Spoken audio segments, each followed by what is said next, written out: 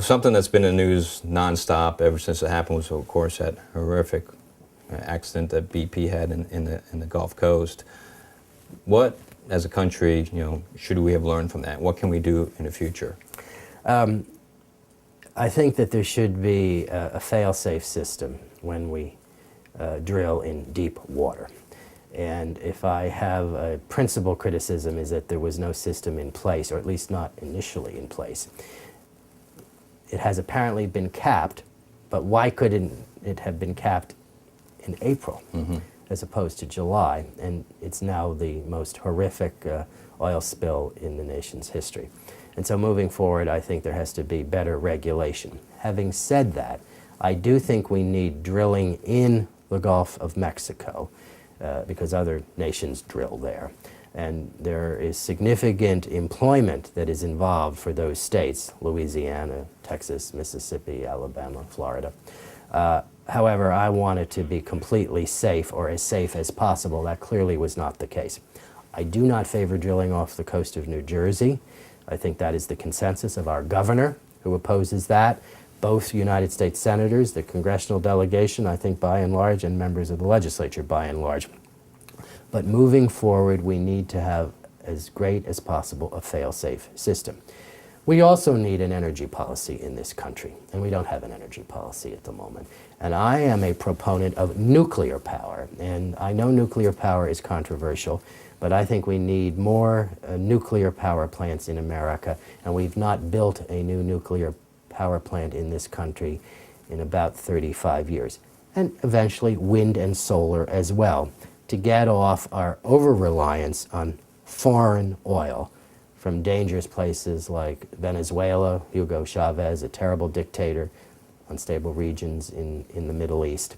And so I think we need a comprehensive energy policy that includes wind and solar and nuclear, which is online now. And when we do have drilling in places like the Gulf of Mexico, making sure that it is as safe as possible. And numerous safety redundancies in the system. Yes. So, yes. Like the relief wells, I guess they're just drilling, finishing now. Just doing it now. It should have been there in the first place. That's correct, Mayor. Do you think it's fair that, of course, some people politically are attacking President Obama for his handling of that oil spill? Do you think that's fair to the president? I don't think the president is personally responsible for what happened. I do think, however, based upon the experience, that the president was quite critical of the former president, President Bush, regarding Katrina. President Bush was not responsible for Katrina. Obviously, we needed a better response, but I think some of the criticism is based upon the president's very vigorous criticism of his predecessor at the Katrina situation. We should move beyond this finger-pointing and criticism and work together so that there is a fail-safe system in place for the drilling in deep water. It's sort of like the economy, too. I always feel that presidents fairly or unfairly get blamed or credited for a good economy, where in a lot of times, as you mentioned earlier, it's sort of cyclical. It comes and goes. I think there is things, of course, the government can do to help steer it in the right direction, Yes. but a lot of it's just based on the natural cycle of the economy. There is a cycle in the economy. I do believe this has been an extremely deep recession, and we've got to work together to get out of it as quickly as possible. As you know, this has been the deepest recession since the Great Depression. You mentioned the Middle East. Yes. And of course, that's an area where there's a lot of instability right now. Your thoughts on that? My wife and I were in Israel last summer, and I believe very strongly that we need an extremely close relationship with the State of Israel. It is the true democracy in the Middle East. It shares our values of tolerance and freedom, and I believe we share the values of the Israeli nation.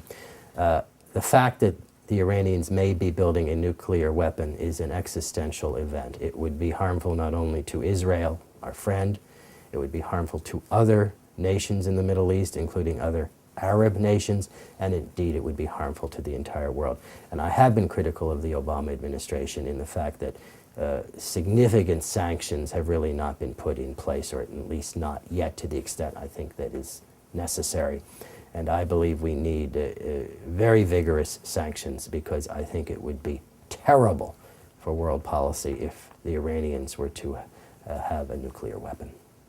And right now the war in Iraq and Afghanistan. Yes. How do you feel that's going? We're leaving a combat position in Iraq. We may have troops in Iraq for another year, roughly 50,000, but not in a combat position. We have about 100,000 troops in Afghanistan, obviously in combat. I support the President and his mission so long as it's confined to the national security interest of the United States, and indeed that's what the President has said, and I have recently voted to make sure that we fund our troops, our brave young men and women who are in Iraq, and particularly in Afghanistan. We're also in a situation where there are Taliban and others who are dangerous, Al-Qaeda in Pakistan, and we have drone missiles going in Pakistan. I want to make sure, however, our mission is based upon the national security interest of this country. Thank you, Congressman. A couple or maybe little lighter subjects based on that, certainly. You know, Congress, you read these polls, but Congress, people in general have a low standing on Congress. And, yes. And I think when you have a congressman like Charlie Rango who's having some personal difficulties right now, that certainly helps lower the polls. What do you think of that particular situation? There are two ethics investigations now before the Congress in the House of Representatives, Representative Rango from New York and Representative Maxine Waters from California, from Los Angeles. Obviously, they are entitled to defend themselves, but the charges seem very serious to me. Congressman Rango, of course, was the chairman of the House Ways and Means Committee, the Tax Writing Committee, and one of the allegations is that he did not report income. I think that's particularly serious given the fact that he chaired the House Ways and Means Committee. I think one thing the public really has a distaste for is someone who's hypocritical. And I think that's what perhaps occurred there. Let me say that to my knowledge, I have always paid all of my income taxes, federal and state, and I assure you I have always paid my property taxes on time on the residence we own in Clinton Township, and my brother and I together own a law office building in the town of Clinton, and I want to assure the public that my taxes, including my property taxes, are always paid in full and on time. Congressman, we're running out of time. It's always a pleasure to have you here in Westfield and having you on TV 36.